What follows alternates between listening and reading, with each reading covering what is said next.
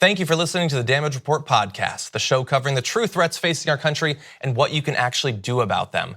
You can support this free podcast by leaving us a review and giving us a 5-star rating on Apple Podcasts or wherever you happen to be listening to it. Every review helps more people discover the show at no cost to you.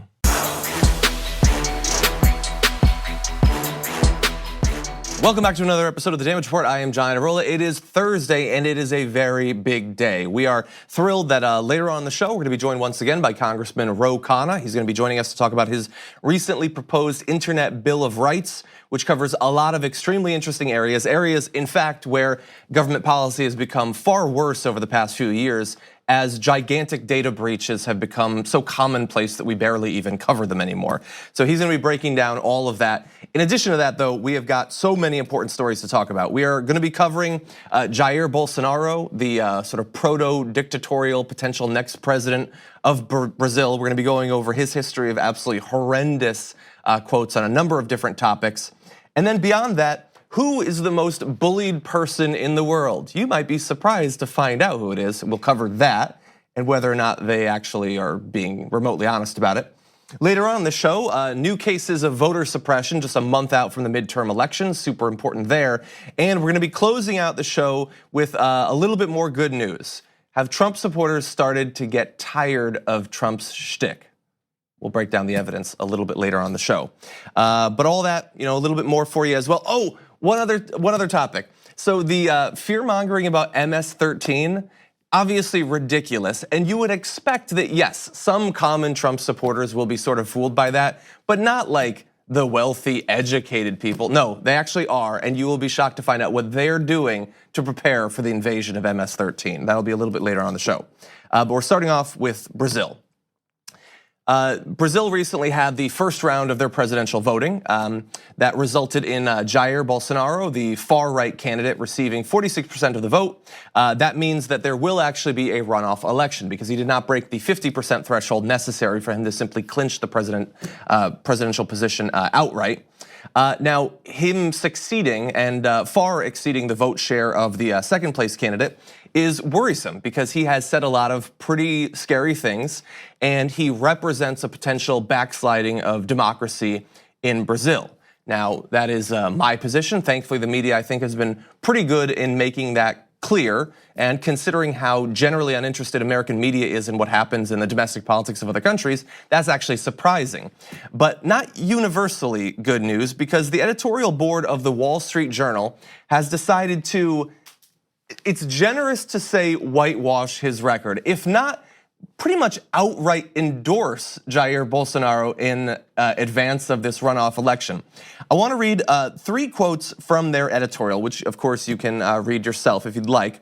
They say, and look at how they pitch this. Remember we were talking earlier this week about how most of right-wing thought these days is wanting to make the libs cry, basically? You'll catch a little bit of that in this editorial from the Wall Street Journal. Global progressives are having an anxiety attack over the near triumph Sunday of Brazil's conservative presidential candidate, Jair Bolsonaro. After years of corruption and recession, apparently millions of Brazilians think an outsider is exactly what the country needs. Maybe they know more than the world scolds. So those of us who are worried about another dictatorship in Brazil are the world scolds now. And there are 2 awesome things there, or actually 3. We're having an anxiety attack over concerns over backsliding on democracy. Seems like the sort of thing that you probably want to have an anxiety attack over. Second of all, he's conservative, just conservative. We're gonna take a look at his record and you be the judge of whether that's an apt depiction of his actual political ideology. Yeah, and let's see, third, that they need an outsider. So I want to read the second quote. Remember, this is from the same editorial. Mr. Bolsonaro, who has spent 27 years in Congress, let's pause right there. They just called him a political outsider who has been in Congress for a good portion of a lifetime, actually. But fine, they can square those 2 things. He's best understood as a conservative populist who promises to make Brazil great for the first time.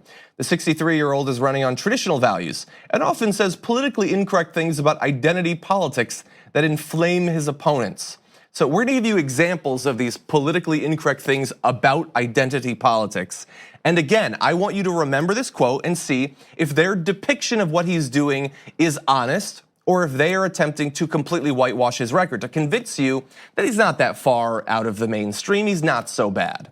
But third quote here, and this is where we're going to transition into some of the things that he said, is opponents claim Mr. Bolsonaro's praise for the military, and sometimes for the military rule from 1964 to 1985, pre-democracy in Brazil, by the way, suggests he is a threat to democracy. But he isn't proposing to change the Constitution, which constrains the military at home. And this is where the truth comes in, because first of all, we're not going to read the quote, but their next paragraph actually says how he plans to change the Constitution. So again, I think that they gave like the even paragraphs to one author and the odd paragraphs to another, and they didn't actually talk during it. But there they say, oh, his praise for the military, they say it's a threat to democracy. Well, look, the editorial board for the Wall Street Journal can't actually be bothered to look at what he has actually said, so let me do that for them. I will read some quotes from Jair Bolsonaro, and you say if libs are being hyperbolic in saying that he's potentially a threat to democracy. First of all, he said this: I am in favor of a dictatorship. That's a strong one. It almost seems like perhaps he's not pro-democracy.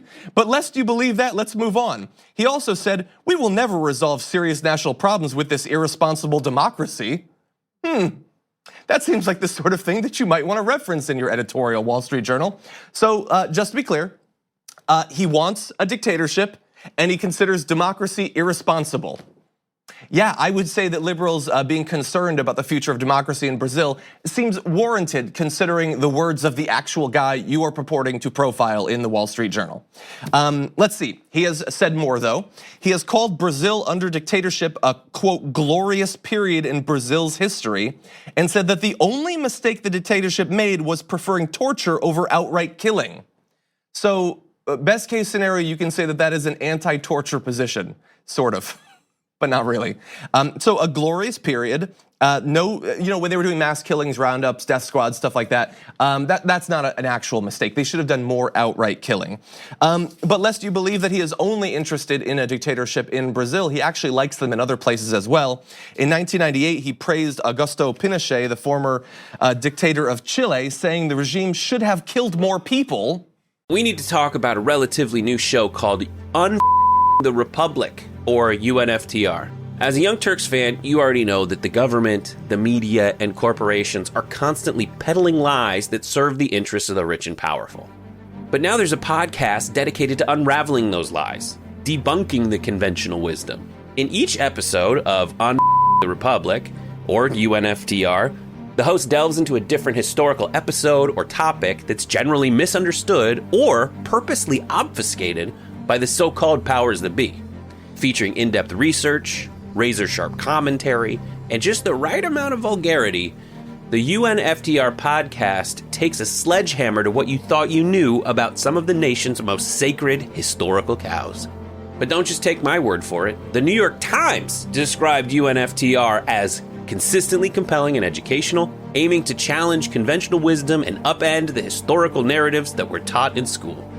For as the great philosopher Yoda once put it, you must unlearn what you have learned.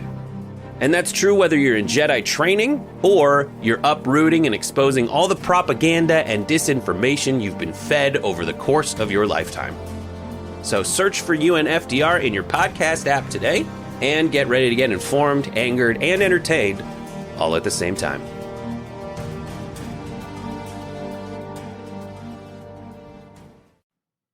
I mean, look, I think that's unfair because they really tried to kill a lot of people. Like, come on, dude. In the 1990s, he said that if he's ever elected president, remember, he might be president soon, he would stage a military coup of his own on the very first day. I will say, if you're interested in an outsider, out-of-the-box thinking, it's not generally the person who just won power in a country that stages a coup. But I get where he's going with it. He would not be happy with the sort of powers normally given to a democratically elected president in Brazil. He instead wants absolute power as a dictator. So again, they claim that he's a threat to democracy.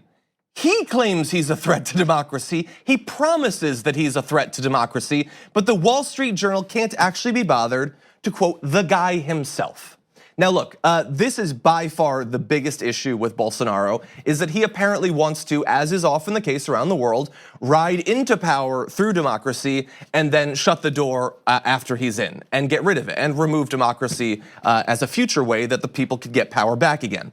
But there are other concerns with him as well. He is an incredibly, in their words, I'm a lib, so I think he's offensive and says things about identity politics. Okay, well, look, they don't actually quote him there. They don't give you any evidence to decide whether they're being honest there. So why don't we read some of his quotes and see if he's just saying politically incorrect things. Here's a few quotes of many on homosexuality. He says, quote, "If I see two men kissing in the street, I will beat them. If your child starts to become like that, a little gay, you take a whip and you change their behavior." He said he'd rather have a son die in an accident than turn out to be gay. And well, I guess it would save him the trouble of having to whip the kid. And he said, quote, "Liberal habits and working women have caused an increase in the number of gay people." For context, he said that to Ellen Page, who is a gay actress. So that's on homosexuality. So what does he think about women? He said to a female legislator, "I would not rape you. You don't merit that." And then after people were frustrated with him for saying that the only reason he won't rape a woman is because she's not hot enough to deserve it, he went on Twitter and said that he had put her in her, quote, proper place. Now here's the thing, he is commonly called in Western media Brazil's Trump or tropical Trump, a label that he doesn't seem to like, although we'll go into some of the more evidence on that. But I wanna read some of his quotes and you'll sort of get how philosophically they're kind of similar. He called the United Nations International Human Rights Day, quote, "the day of losers." So he didn't say losers and haters, to be fair, but he did say losers. He was worried about people from Haiti coming in and spreading disease, which is something Donald Trump has said. He called refugees from Syria the scum of the earth, which might actually be farther than what Donald Trump has said on them. Although to be fair, he does want to bar them from actually coming here, and he wants to condemn them to dying in their own country. On race, in 2011, during an appearance on a television program, he was asked by a famous Afro-Brazilian actress, Preta Gil, what he would do if his son fell in love with a black woman. And he replied, "I am not going to discuss promiscuity." He then added that he doesn't run that risk because his sons, quote, "are very well raised," telling the actress that they, quote, "don't live in the type of environment that you unfortunately do." Wow, that is something. So issues with homosexuality, refugees, weird views on disease, race, women, very misogynistic, all of that. But like I said, he does reject the idea that he's Brazil's Trump. Although, to be fair, in 2016, he said, "I like Trump's position. The only difference is that I'm richer." He's not politically correct, and that's why he's massacred by left-wing media. So I like that the guy who wants a dictatorship and a military coup casually throws around the word massacre. That seems like a bad call. But again, to return to the Wall Street Journal, this is what he has actually said. And I would imagine that an organization with the history and the resources and the manpower that you have, that on the odd opportunity, which does not often come, where you decide to effectively endorse a foreign leader as the next president of that country, you could at the very least do a little bit of research and be minimally intellectually honest with your readership about what this person actually represents. But of course, that's not what you're interested in. You have a narrative to push. And by the way, that narrative barely has anything to do with Brazil. Do you honestly think that they are that invested in the future leadership of Brazil? I'm sure that they're fine with it and they don't mind a far right winger getting in there if he stops some left wing Brazilian from becoming president. But this is about the normalization, not of Jair Bolsonaro, but of leaders like him. This is for the far-right leadership that's trying to move up in the ranks in Europe. This is for Donald Trump and others like him in the US as well. Because if you can get the American people to accept Jair Bolsonaro, a guy who says he wants a military coup, he wants to whip gays, and he will rape only the hottest women, then they will accept any sort of white nationalist, racist a-hole in America as well. And I believe that that is the goal of that editorial in the Wall Street Journal. Okay. With that said, we are gonna take our first break. When we come back, Ro Khanna, Congressman, is gonna be joining us. He is proposing a fairly all-encompassing internet bill of rights. Very exciting stuff that we'll break down after this.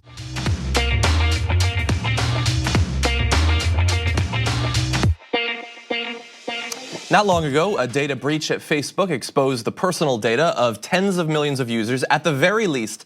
And that's the sort of tech nightmare that has become so commonplace that, honestly, do you even remember that happening? So look, considering that, is it time for some sort of internet bill of rights? And we are lucky enough to be joined on the David Report now by a Congressman, Ro Khanna, who is proposing exactly that. Ro Khanna, welcome to the show. Great to be back on. Great to have you back on. And I'm very excited about this most recent proposal of yours. I mean, you're fresh off of a great victory with the Stop Bezos Act, so I'm excited to see what you can accomplish next. You are proposing an internet bill of rights. What would that actually include?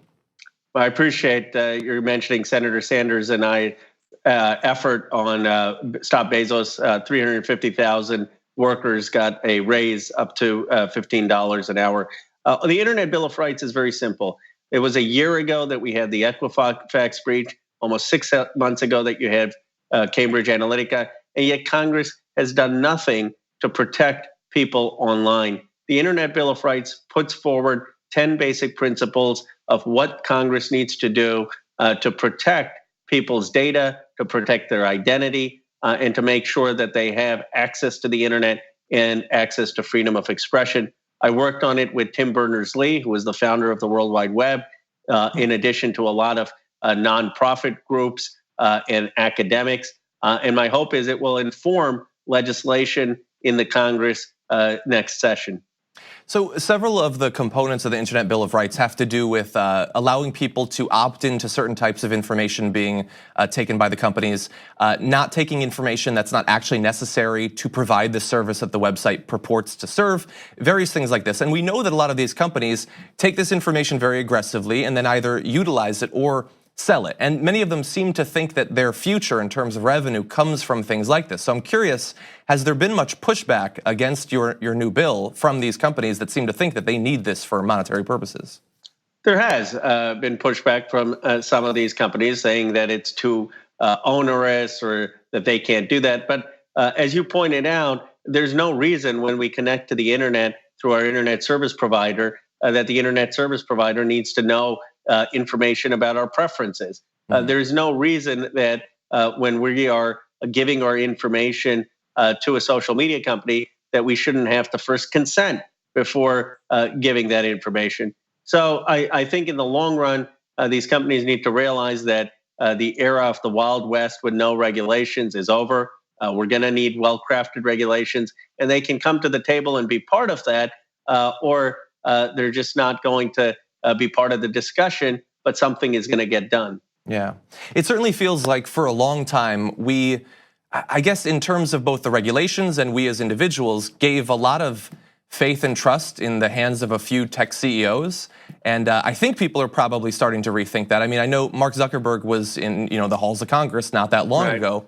And what did you think about his performance? How much personal trust and faith do you think that we as individuals should place in the motivations of these CEOs? Well, look, we can admire what they've accomplished, but we shouldn't be putting the security and citizenship rights of Americans in the hands of 30-something CEOs. It's just unrealistic. The job is of Congress to craft the rules to protect our rights online. And so I think the challenge was with the Zuckerberg hearings that Congress didn't seem up to the task. People were asking, it's a very basic question. How does Facebook make money? Or how does the platform work? And so people watching were left with a sense that we weren't up to the job. And we were asking Zuckerberg, what rules should we have? I mean, when would you ask an industry to write their own rules? I think instead what we need to do is look to independent experts, people like Tim Berners-Lee, academics, to draft rules that are going to protect American values online and not defer to tech leaders who may be self-interested in the type of rules they want. Yeah, I felt much the same as you were just expressing during that meeting. And when it comes to these tech issues, like very particular things about how the internet should be regulated, what rights we should have, I don't want to come across as ageist, but it seems in the case of some of these senators and Congress people that it's going to be difficult to really believe that they fundamentally get it. And so I'm curious, do you think that I'm misplaced in that belief? Do you think that even these older Congress people that grew up in an age far before the internet can truly get it? Or is this one of the reasons that perhaps we need younger blood moving into elected office? I think it is one of the reasons we need a younger blood, and that's not an ageist perspective. I mean, just like Congress shouldn't be dominated just with young people, it shouldn't be dominated just with people over 60. It should be reflective of the American people. And right now, we don't have enough people in Congress in their 20s and 30s and 40s. I also think you don't need computer scientists. You don't need people who understand how to code. You need folks who have actually used these platforms and not delegated it to staff. How many members of Congress do interviews with TYT? I mean, some of the members of Congress here would be intimidated just with that. So you couldn't make the rules for driving on the road if you've never been a driver or a passenger. And what you have right now is a situation where many of these members aren't immersed in these platforms and they're being tasked with making the rules of things they've never used. Yeah. And I agree. I assume that even Skyping in this way for some would probably be difficult, actually. So thank you for doing that. You mentioned the Equifax breach, and earlier I was talking about the Facebook one as well. It seems like even in the cases like with Equifax, where we're talking about like the most important types of information, huge numbers of people's data being breached, the actual consequences seem sort of minimal. Like you can work them into your working budget as a corporation. Do you think that it's time to rethink that in terms of either massively increasing these fines, or should we be talking about the possibility of people being sent to jail when things like this happen? Well, I do think we need real penalties with teeth, and have to empower the FTC to have fines that are more than a slap on the wrist. And I think there should be criminal liability if it's willful. I mean, I don't think you can be sending people to jail for just negligence or things that aren't willful. But certainly if there's a willful decision of prioritizing profits over people's safety, then there should be criminal exposure. But I think a lot of this can be solved by having clear rules. I mean, these companies are operating with no rules. Europe has the GDPR, so it can be done. Different states, California has finally adopted rules. It's time for the Congress to act. And I think once we take back the House majority, people are going to expect with the first 100 days for us to act. I certainly hope so. One of the components of the Internet Bill of Rights has to do with net neutrality, which we know obviously the Trump administration moved about as far from the Obama administration's position on that as is possible. Some states, thankfully, are stepping up on that area. How confident are you that if there is a shift of power in November, that we can actually get that reasserted at the national level? I'm quite confident because you can have even reasonable Republicans who believe in net neutrality. All net neutrality is, as you know, is the right to access the internet without being charged unfairly or without being discriminated. It's actually a pro-entrepreneurship policy, pro-innovation policy. You don't want AT&T or Charter or these big companies getting one rate to access the internet and stifling competitors or new entrants by charging them an arm and a leg. And you want to make sure that, let's consider TYT. You want to make sure that you can have access to the internet to have your broadcast and that you aren't forced out by huge fees because NBC or ABC or some of the CNN are trying to make rates too expensive for you. So anyone who cares about democracy, access, innovation ought to be for net neutrality. Okay, I certainly agree. I have one other question. So most of the planks of the Internet Bill of Rights have to do with either protections from unnecessary harvesting of your data, data portability, things having to do with your information, the information you're putting out there. Do you believe that there should be any sort of inclusion of concern over what information you're being presented with? So obviously in the last election, we had issues with fake news, and various platforms have been doing some things to try to curb that. Should that be a part of this conversation? I do. I'm not sure it necessarily has to be part of the Internet Bill of Rights, but it definitely needs to be a part of the broader conversation about the obligation of social media companies. They are new media companies. They need to hire humanists and people schooled with ethics and journalism to see what obligations they have to fact check, to make sure that propaganda isn't reshared or retweeted and have misinformation out there. There has to be some set of standards in new media companies to make sure that the platforms are contributing to democracy, not undermining them. Well, Congressman Ro Khanna, author of the Internet Bill of Rights, thank you for joining the show again. Thank you for having me back. Thank you. We are going to take a short break. When we come back, who is the most bullied person in the world? After this. Welcome back to the Damage Report, everybody. I am still John Idarella, I guess. It hasn't really changed over time.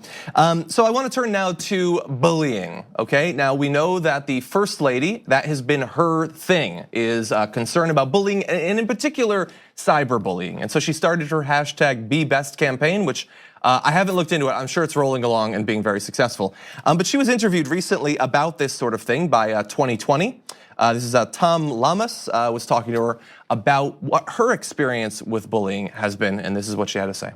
What is it about social media? Because I remember you talking about this during the campaign. What happened to you personally, or what did you see personally that you thought you wanted to tackle this issue? I could say I'm the most bullied person on the world. You think you're the most bullied person in the world? One of them, if you really see what people are saying about me. You're an adult. You say you're strong. Have you thought about what would this do to a child, to my son, to other children? That's why my #BeBest initiative is focusing on social media and online behavior. We need to educate the children of social emotional behavior, so when they grow up and they know how to deal with those issues. That's very important. Also with opioid abuse, we have a big crisis in the United States. So a couple things there. So we need to educate the children with socio-emotional stuff so that when they grow up, they know how to deal with that. I agree. I would start with Don Jr. personally, based on his constant cyberbullying. I know that you're not going to fix Donald himself right now, but maybe with the sons, you might have a little bit more sway. But I want to go back to what she said earlier on, and that is that she is the most bullied person in the world. Really? Are you really the most bullied person? Because look, I don't have to think too hard to come up with at least a few candidates that might be able to challenge you for that title. I mean, let's bring up this Newsweek article. She might, have something to say about that. This is let's see, it's Christine Blasey Ford, I think is pronounced. She still can't return home because of continuous death threats. And by the way, look, receiving any death threats is certainly awful. Receiving death threats because you accuse someone of sexual assault is even worse. But imagine receiving death threats because you accused a man of sexual assault. The people who like him won. He's now on the Supreme Court. He's going to be there for decades. You lost, and they're still sending you death threats. That is a very weird position from which to want to kill a person. But they're managing to do that. So look, is Melania not aware of Christine Blasey Ford? Does she not know that name? I find that a little bit hard to believe. And so the idea that she is the most bullied person in the world seems certainly a little bit weird. I mean, we can certainly think of others, I guess. I mean, the kids that still haven't seen their parents in months down near the border, they probably consider that a little bit of governmental bullying. The kids that we bombed in Yemen, we helped to blow up a school a bus full of kids. I mean, granted, they can't be bullied anymore, but they were certainly bullied by the Saudi government. And look, the list goes on and on and on. And you could include, Deborah Ramirez and Julie Swetnick and any number of other people who are constantly bullied. But Melania thinks that she is the worst in terms of that. Now, maybe she'll consider this video to be bullying. And look, I get it. Nobody wants to attack the First Lady. It looks bad. It makes you look bad. I probably look bad doing it. But we also have to understand that there is a narrative out there that sure, Donald Trump is bad, and sure, his sons are the worst, and Jared seems to suck, and even Ivanka seems complicit with this, but not Melania. Melania, she's the one that's stuck with them. Like, she's probably really a good person. Forget the fact that she agreed with Trump on the whole birtherism thing, and she defended him when he was accused by literally dozens of women of sexual assault himself. She is still awful amidst all of this new stuff. Please just bear that in mind. She wants to be the voice asking for people to have, concern over bullying and everything, but she is aiding and abetting some of the worst cyberbulliers in the history of the internet right now. And that continues up and until today. The bullying. Play this video, see if you remember this. What he's going through, 36 years ago, this happened. I had one beer. How did you get home? I don't remember. How'd you get there? I don't remember. Where is the place? I don't remember. How many years ago was it? I don't know. I don't know. Upstairs, downstairs, where was it? I don't know. But I had one beer. That's the only thing I remember. And a man's life is in tatters. A man's life is shattered. His wife is shattered. His daughters, who are beautiful, incredible young kids. They destroy people. They want to destroy people. These are really evil people. Yeah, these are really evil people, and they're standing behind you, and they are laughing and cheering and holding up signs as you are literally attacking a survivor of sexual assault over the fact that she doesn't remember, to your satisfaction, the particular details of what happened to her. And of course, you could do the fact checking, the specific things that he says she can't remember, she did actually talk about on there.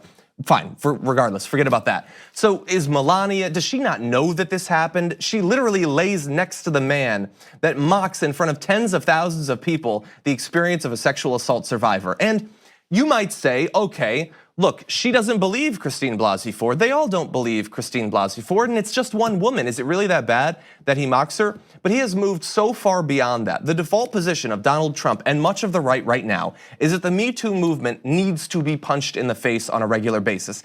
And they will do that not just in sort of obvious ways, but in bizarre, subtle ways as well, as you'll see in this clip.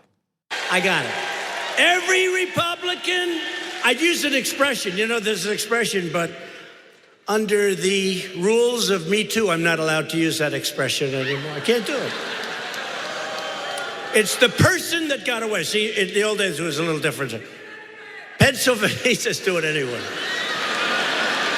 I would do it, except for these people up there. They would say, did you hear what President Trump said? Did you hear what he said? So there is an expression, but we'll change the expression. Pennsylvania was always the person that got away. The men laughing in the background. F the Me Too movement. Also, the person that got away, I guess the expression is the one that got away. That doesn't seem too offensive. I think that you're allowed to say that. Maybe you think it's the girl who got away. That doesn't seem that bad.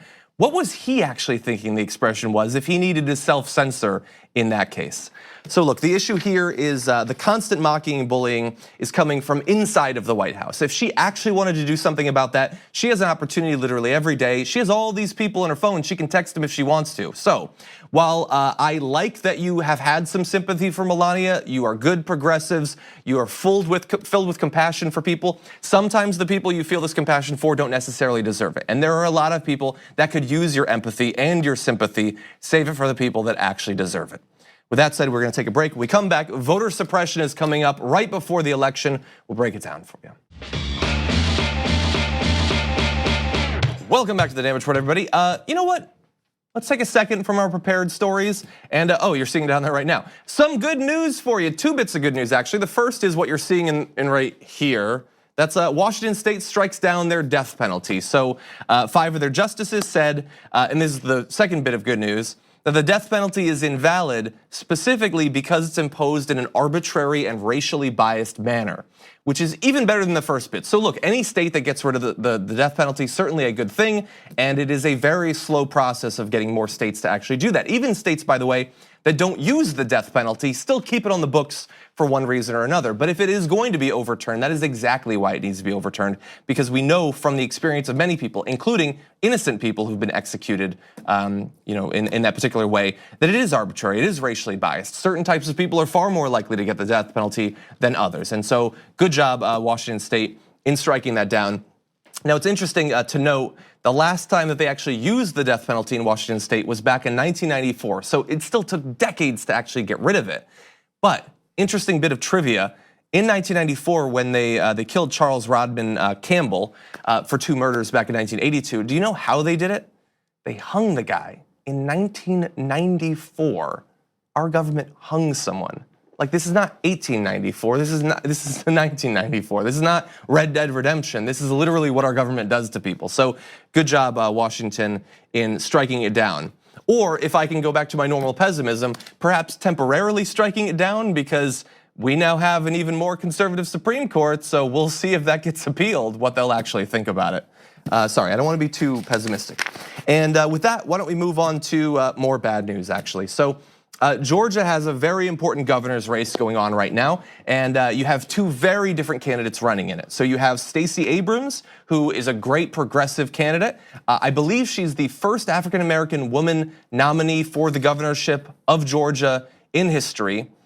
She is running against Brian Kemp. That is Georgia's Secretary of State. Now, if you're not familiar with this, the Secretary of State of the states is different than of the country. The country, they deal with a lot of things. A lot of it is foreign policy. In the states, though, a lot of it is election laws, including voting laws. Who gets to vote, how they get to vote. And that's Brian Kemp who does that. Is now running an election, getting to set the rules for the election, and already it is clear that he is doing it in a way designed to make it more likely that he actually wins. So right now, more than 53,000 voter registration applications are on hold in Georgia with just 1 month to go before the midterm election. More than 70% of those that are currently on hold are of African American voters, or I guess potential voters, because they might not actually get to vote thanks to the effect of Brian Kemp. So 70% on hold are African American. Georgia's population is 32% black. So you are far, far more likely than you should be based purely on the numbers to have your registration on hold right now. Thankfully, Stacey Abrams is doing a good job of helping to generate news coverage of the fact that this is obvious voter suppression going on in Georgia right now. She was in August, she was on The Daily Show with Trevor Noah, and she called Kemp a remarkable architect of voter suppression. And by the way, this is what he's doing right now, but if you look back, Google voter suppression and Brian Kemp, this is something he has been doing for some time. And it actually is just the latest in a long tradition of secretaries of state of Georgia doing this. Karen Handel previously had done the exact same sort of thing, both suppressing voter registration applications, committing voter purges and things like that. This is like their MO in Georgia, and they're gonna continue to do that. By the way, 53,000 votes. You might think, okay, in a governor's race, that's a statewide race. Are we being a little bit petty in concerning ourselves with 53,000 votes? I think that that's an absurd thing to say, but I understand that some people might think it. Well, understand that every vote is going to count. Now, Kemp says that less than 1% of applications failed verification and were held up. And look, in a race that is going to be decided by a bunch of points, 1% of the voter registration applications might not matter. But as of right now, the race between Stacey Abrams and Brian Kemp is considered a toss-up according to a collection of many polls being done by Real Clear Politics. So as of right now, 1% could well be the deciding factor. There have been a number of races in the primaries so far that's far closer than 1%. And when it comes to the governorship of an important state like Georgia, it is incredibly vital that everyone that wants to run actually gets to run. Now, right now, many people are getting involved to put pressure on Brian Kemp and the Republicans in Georgia to do something about this.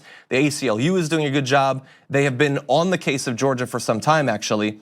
Back in August, they accused one of the state's counties of trying to make it harder for African Americans to vote when the Randolph County Elections Board closed 7 of its 9 polling locations. That's a story that we covered at the time. And thankfully, with the pressure that the ACLU and other organizations and individuals put on them, they largely reversed that. But that does not mean that we are allowed to let down our guard. After the Supreme Court struck down key provisions of the Voting Rights Act a few years ago, it has been incredibly popular in southern states to do everything they can to wipe out people's ability to vote. And in races like this, especially historic races, like with Stacey Abrams potentially becoming the first female African American governor, it is incredibly important. So continue to put pressure on them. Fast little story. We know that Donald Trump and the Republicans have been trying to scare people over MS-13. They talk about MS-13 more than MS-13 talks about MS-13. And it apparently is having an effect, not just in stoking more xenophobia amongst Americans, but even in terms of how they spend their money. So one of the things that he has said is that you don't just need to worry about MS-13 in LA or near the border, these big cities, but in Long Island. He keeps coming back to it, Long Island, Long Island, Long Island. They're invading Long Island, and it is having an effect. By the way, over the past few years, homeowners on the southeastern coast of Long Island have spent anywhere from between $60,000 to $200,000 on bulletproof safe rooms equipped with panic buttons to fortify themselves against potential home invasions. Now, this is something that rich, scared people have worried about for some time, but now in particular with MS-13, that sort of spending is starting to skyrocket. We got a quote from one of the general managers of a company that does these sorts of renovations and says, MS-13 is a major concern in recent years, and it's a growing concern. Most people are worried about multiple things. It could be home invasions, human trafficking, and obviously gang activity, especially on Long Island. Now look, if you're worried about gang activity, I'm not gonna say that you're wrong. If you're worried about it even on Long Island, I'm not gonna say you're wrong. But the idea that especially on Long Island, you should be worried about gang activity, that seems a little bit weird. And human trafficking is a serious problem around the world, but in the US as well. But I don't think that the principal place that human trafficking is happening is amongst the wealthy of Long Island. But look, if you have the hundreds of thousands of dollars to spend thanks to huge tax cuts, sure, put in a safe room if you want. They're so scared. This guy, John Katzimatidis, billionaire, former New York City mayoral candidate, I want to just delve very briefly into the mind of one of these voters. He says, I sleep with a gun underneath my pillow, a Walter PPKS, the same one James Bond carried. My wife Margot prefers a shotgun, although once she thought she heard something, got the shotgun out and shot through the door. And his next statement wasn't, so I asked her to no longer have a shotgun. So he carries a gun thinking that he's gonna be James Bond. Look, I love James Bond, I wanna be James Bond, but I don't actually buy his gun and put it in my house where I can potentially shoot my girlfriend. His wife has already randomly fired their shotgun through a door, but that's just how you wanna live. If you're worried about MS-13, maybe somebody needs to get shot with a shotgun. So ridiculous use of money. Obviously it should lead to both an actual conversation about the real threats of groups like MS-13 and possibly higher taxes on rich people who can clearly afford it. With that said, we're gonna take a short break. When we come back, one more story for you. We're gonna close out the show with a little bit of potential good news after this.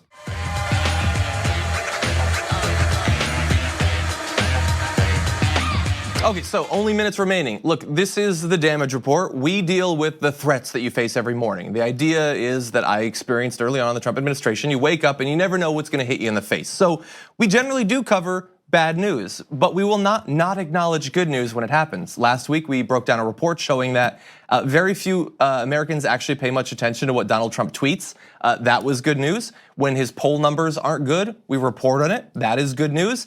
And here's a little bit more for you. Coming from Politico, by the way, how often do we get to speak positively about Politico? So apparently, Fox News is moving on from live full coverage of Trump rallies. Not because they're bored with it, but because Trump supporters are growing bored with it. Viewership numbers for the primetime events have been roughly similar to and sometimes lower than the regularly scheduled programming on Fox News.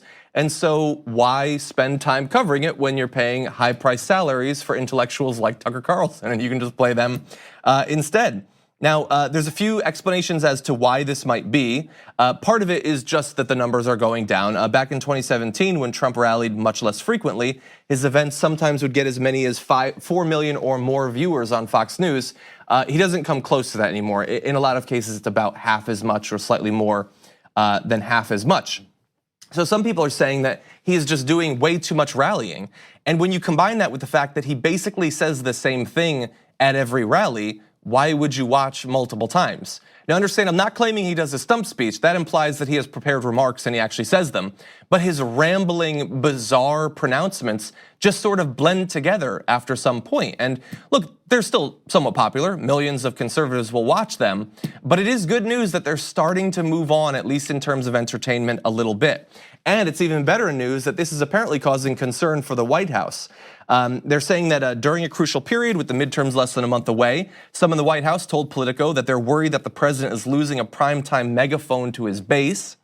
And here is where it gets a little bit weird and maybe a little bit scary. One senior White House official was unsure why the network would decide to cut away from presidential rallies, saying officials are planning to, quote, look into that. And wouldn't be surprised if White House Communications Director Bill Shine, a former Fox News executive, was in touch with former colleagues about the trend. So I want to mention two things here. One, Bill Shine moved from Fox News to the White House communications team. Hope Hicks moved from the White House to Fox News communications team. So it is possible that this sort of minor rift could be gotten past, considering the incestuous relationship between Trump and Fox News.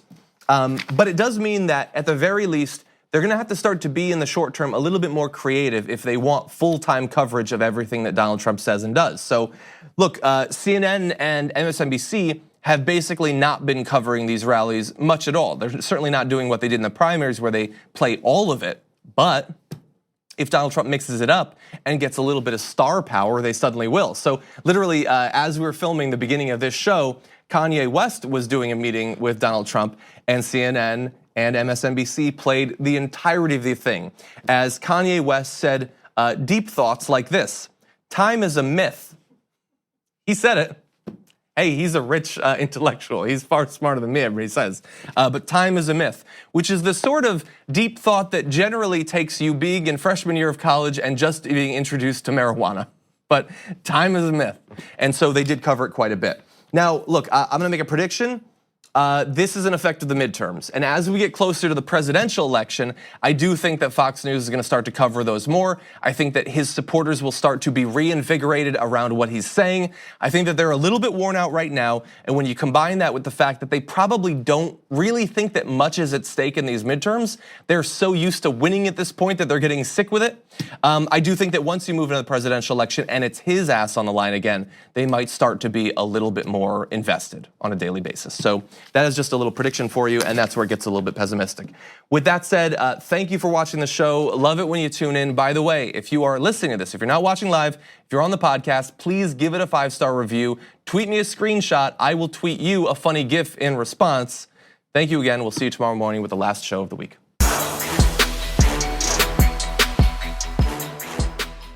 Thank you for listening to the Damage Report podcast, the show covering the true threats facing our country and what you can actually do about them.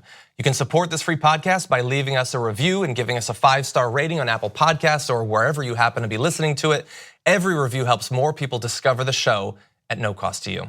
Thanks for listening to the full episode of The Damage Report. Support our work, listen ad-free, access members-only bonus content, and more by subscribing to Apple Podcasts at apple.co/TYT. I'm your host, John Adarola. I'll see you soon.